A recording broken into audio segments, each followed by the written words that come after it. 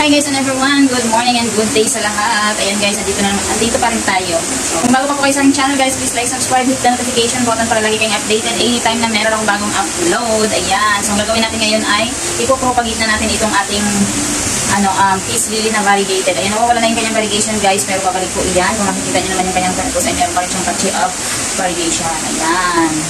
So, ayan, simula na tayo guys. Oh, anyway pala. Anyway pa. Ayan yung ating potting mix guys. Ayan. Makita nyo dyan, meron yan siya mga shell dyan ng itlog. Ayan, meron akong nilagay dito na konting potting mix. Tapos ayan yung ibabaw natin guys. Yung potting mix ko guys ay ano po iyan. Yung mga compost yung mga nakapalat ng sako doon sa likod. Ayan yun. So, alam natin maganda yung ating lupa. So, bagay siya kay peace lily guys kasi flowering yung ating peace lily. So, kailangan niya na magandang potting mix. Ayan. So, tulutin muna natin ang kanyang matagal natin.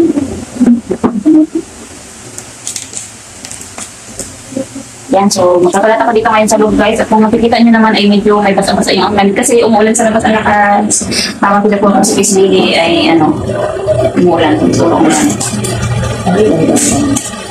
Ayan, kung nakikita nyo naman din guys, yung kanyang, ayan yung kanyang pinakalikod guys na kasi nakaano po siya nakaharap po siya kung saan yung araw. So, halos lahat ng halaman ay ganyan. Kung siya nakaharap sa araw, ay doon sila makaharap.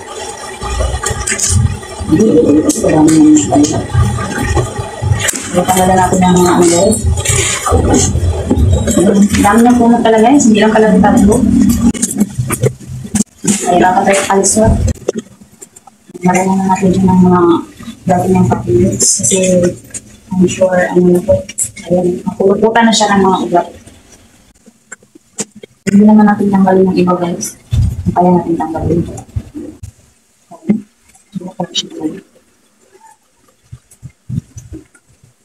Ano bang may tanggalin? Ay, shoot! Nagulat ka. Ayan. Sorry sa mga nagulat dyan. Ayan. So, meron naman tayong naputol na lang siya guys, pero may ugat naman siya kaya okay naman. Diba? Mata talaga yung lines. Ayan. So, okay na lang yan. Ano lang yan lang yung buwa. Kasi mga babies niya talaga yan. Ito nga. Ito na siya. Kailangan ng mga babies.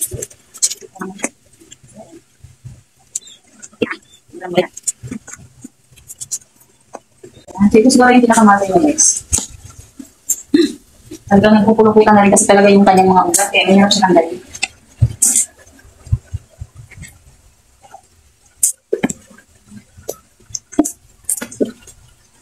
Napag-grabe.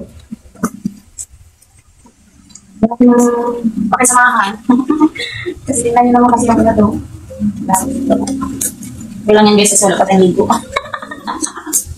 Tsaka, wala nyo mag-linis tayo. Okay ba? Grabe. Oh. Kita niyo yung kanyang puno guys. Oh.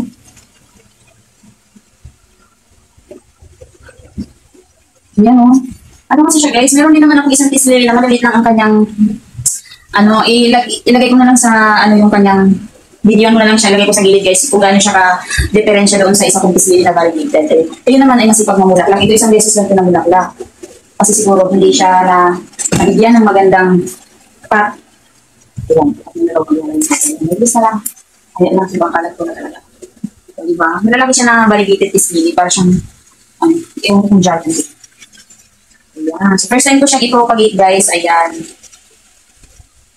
At kung mapapansin mo, guys, yung mga ugat nila, tulad nito.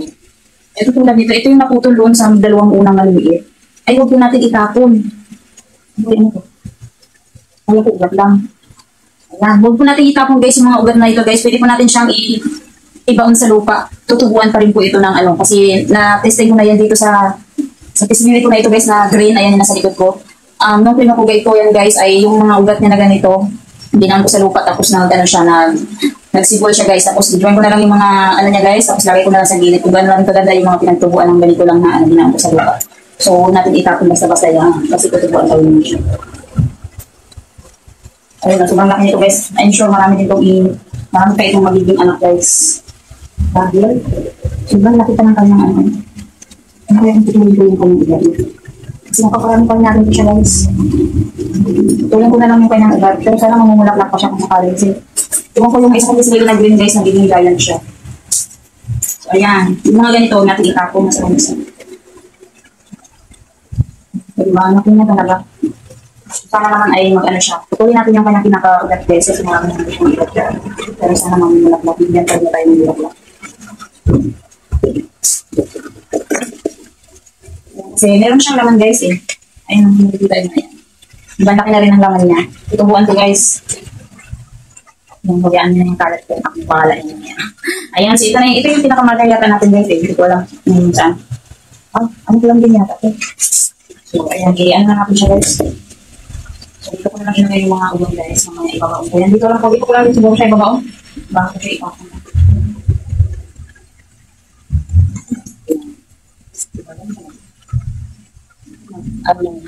Ilan na yung ating background. Nakawan.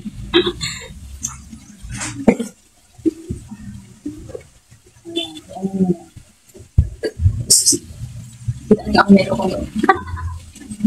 Ayan. So, ayun yung ating, tingnan mo, laki, ang laki ng kanyang laman. So, dito naman natin siya ilalagay, guys. So, dito natin sila ilagay, guys, sa tatlong pot na to. Yan, nakaready na rin yung kanyang patin mix dyan. Yan, kasi ako'y wala pang ligo, kaya okay lang yan. Yan. Yan, ganyan lang naman yan guys, mag-propagate. Basta meron na kayong lupa dyan sa kaso nyo. Parang ang patong lang. Nakakat ko na ito. So yung dalawa, hanapan ko pa pala ng kaso yan. Yan. So sana mapabulaklak natin ito guys kasi ganda rin naman ang bulaklak ng gusto. Pero hindi ko na siya siguro tanggalan ng old leaves guys. Ayan, yan na siguro. Ayan, yan ang old leaves. Ano natin tanggalin pag talagang hindi na pwede. Sana mapabulaklak natin ito. Pero alam ko parang pansin ko nung namulaklak siya ay nung February, April, ayan ganyan, March. Bulaklak siya. Sana mapabulaklak natin ito ulit. Maganda na yung kanilang paso. Yan.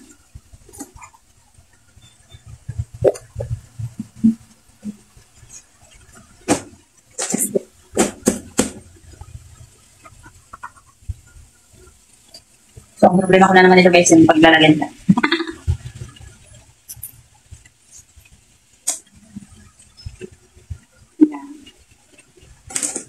Natiwala ako sa aking patin mix guys, kaya ano siya guys, so, diba? Ang gosh pa rin natin.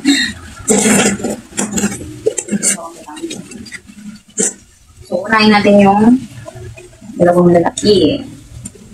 Yan. Makubulak-lak kayo. Tanggalin ko na lang ito maliit ng laki.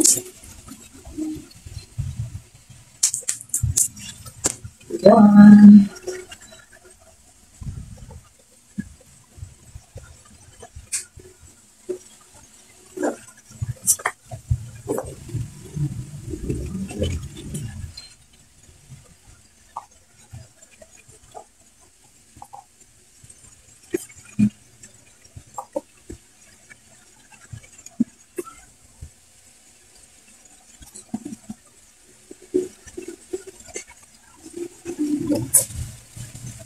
So yung patin mix pala na ito guys ay yung nalo ko na compost at saka yung galing sa alulod sa bubong kasi na-try ko na talaga yung galing sa alulod guys, maganda din siya sa halaman. Kasi alam niyo naman yung namin ay meron pong puno. So ay mga dahon na nilalaglag sa bubong, nabubulok ko siya doon sa alulod kaya napakaganda niyang gamitin para sa ating halaman guys.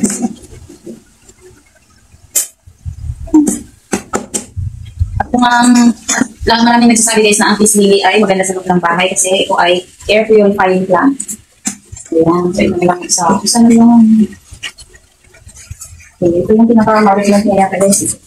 Pero hindi ito yung pinutulan ko na hindi ito yung pinutulan ko na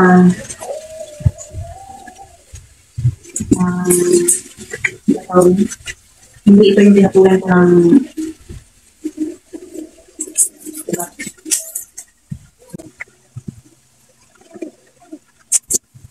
So, hanggat maaari guys, ay maingat ako sa mga dahon na hindi natusira. Kasi nasa dahon talaga yung kanilang ganda.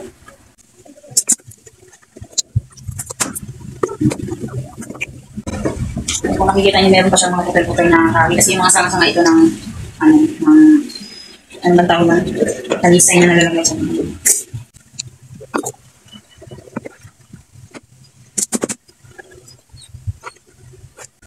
Paano ko ito sila inalagaan guys, ay lami lang po itong hugas bigas ang dinidilig ko. Kaya gusto ko silang mamumulaklak. Mas mabisang pampagulaklak ng hugas bigas guys. Marakis nyo. Ayan siya. Ayan. Ay, bang ganda na rin. Kahit na propagate na natin sila guys ay mahalago pa rin kasi sobrang lago na nga. At meron pa akong dalawa dito guys. Hindi ko na siguro ito ipapakita sa inyo. Maghahanap pa kasi ako ng paso. So merong mga nagpaso. I'm sure meron akong paso dyan sa labas. Yan, kahit ano na lang makikita ko. So, ayan, itatanim ko pa rin ito guys. So, hindi ko na siguro, yan, siguro i-end ko na yung ating video dahil sobrang haba na yung ating video guys. At kahit hindi pa ako nakapag ayan, so mamaya ako mag-linis. Mag-end muna tayo dahil sobrang haba na. So, sa lahat po ng nanonood guys, thank you for watching and kung bago pa kayo sa aking channel, please like, subscribe, hit the notification button para lagi kayong updated anytime na meron akong bagong upload kagaya nito. And thank you so much for watching. Enjoy and ingat po tayo palagi. And God bless us all. Bye-bye!